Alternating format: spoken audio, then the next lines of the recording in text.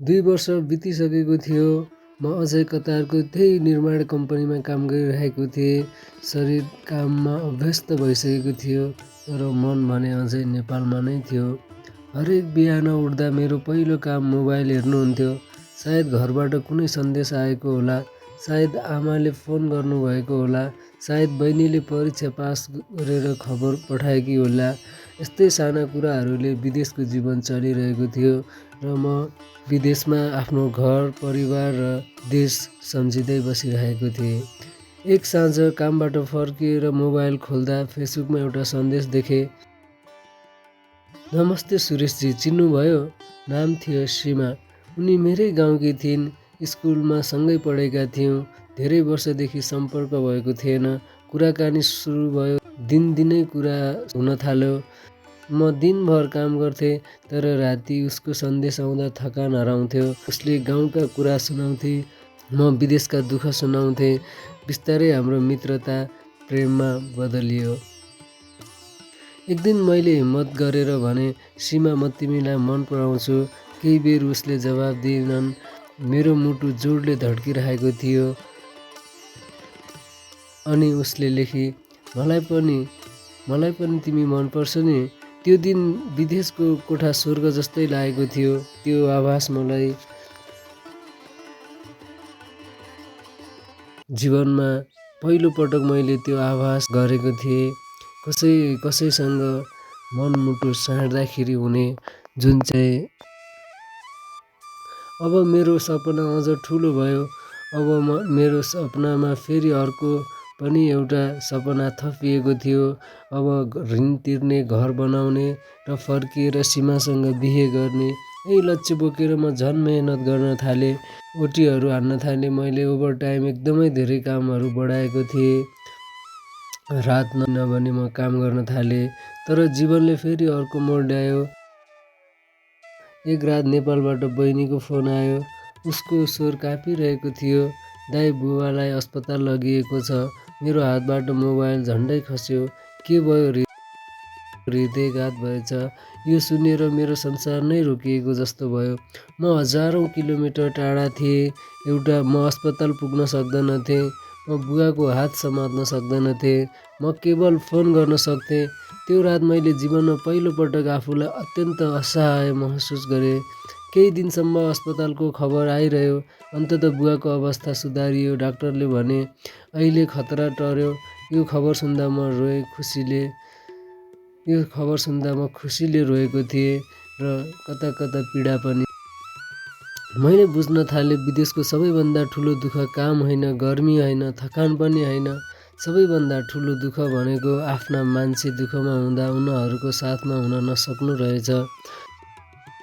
त्यसको केही महिनापछि अर्को समस्या आयो। विश्वभर महामारी फैलियो। सबै देश बन्द हुन थाले। कोरोना फैलिएको थियो। सबै देशहरू बन्द हुन थाले। उडानहरू रोकिए। कामहरू घटे। हजारौँ कामदारहरू बेरोजगार हुन थाले। हाम्रो कम्पनीले पनि केही कर्मचारी हटाउन थाल्यो। सबै डराएका थिए। एक बिहान म काममा पुग्दा म्यानेजरले बोलाए, सुरेश, कम्पनी आर्थिक समस्यामा छ। मेरो मुटु एकछिन रोकिए जस्तो भयो। अब के हुन्छ सर? हामीले केही कर्मचारी कटौती गर्नुपर्छ। त्यो दिन मैले डरले काम गर्नै सकिनँ। यदि जागिर गयो भने ऋण अझै बाँकी थियो। घरको जिम्मेवारी पनि थियो। भविष्य अनिश्चित थियो। भाग्यवश मेरो नाम सूचीमा परेन। तर मेरा धेरै नेपाली साथीहरू कामबाट निकालिए। कसैले महिनौसम्म तलब पाएनन्। कसैले खाना पैसा पनि पाएनन्। त्यो बेला हामी नेपालीहरू एकअर्काको सहारा बन्यौँ। जसँग जे छ पैसा थियो उनीहरूले अरूलाई सहयोग गर्यौँ। जोसँग खाना थियो बाँडेर खायौँ। त्यो कठिन समयमा मैले नेपालीहरूको एकता पनि देखेँ। विदेशमा जति जे भने पनि आफूलाई पर्दा चाहिने भनेको नेपाली दाजुभाइ नै रहेछ। समय फेरि अघि बढ्यो। महामारी बिस्तारै कम हुन थाल्यो। काम पुनः सुरु भयो। तर मेरो मन बदलिन थालेको थियो। पहिले जस्तो उत्साह अब थिएन। म सोच्न थालेँ पैसा कमाएर के गर्ने, यदि जीवन नै यसरी बित्ने हो भने। एक रात सीमासँग कुरा गर्दै थिएँ। उसले सोधी, तिमी कहिले फर्किन्छौ? म केही क्षण चुप लागेँ। थाहा छैन कति वर्ष अझै। मसँग जवाफ थिएन। विदेशीको जीवनमा फर्किने मिति सधैँ पछाडि सर्दो रहेछ। त्यसबेला अर्को ठुलो घटना भयो। मसँगै काम गर्ने रामबहादुर दाई, जसले पहिलो दिन मलाई सम्झाएका थिए, काम गर्दा अचानक बेहोस हुनुभयो।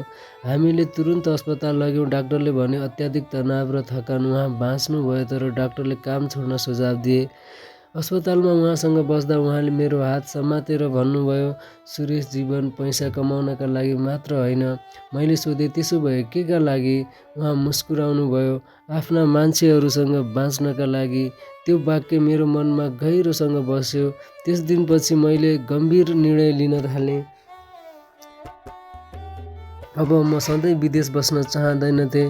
म नेपाल फर्कन चाहन्थेँ, तर खाली हात फर्किन पनि चाहन्नथेँ। त्यसैले मैले अन्तिम केही वर्ष अझ मेहनत गर्ने निर्णय गरेँ। तर मलाई थाहा थिएन मेरो जीवनको सबैभन्दा ठुलो झट्का अझै बाँकी थियो। एउटा यस्तो खबर जसले मेरो संसार नै हल्लाइदिनेवाला थियो। त्यो खबर नेपालबाट आउँदै थियो। दर्शकवृन्द, अब जारी रहने भाग 3 मा हामीले सीमाको विश्वासघातकी बलिदान, बुवाको अन्तिम अवस्था र घर फर्कने निर्णय र जीवनको सबैभन्दा भावुक मोड लिएर आउनेछौँ। जुन तपाईँहरूले सुन्नका लागि हाम्रो च्यानललाई लाइक, सेयर र कमेन्ट गर्नुहोला। हामीले चाँडै नै यो कथा लिएर आउनेछौँ। धन्यवाद।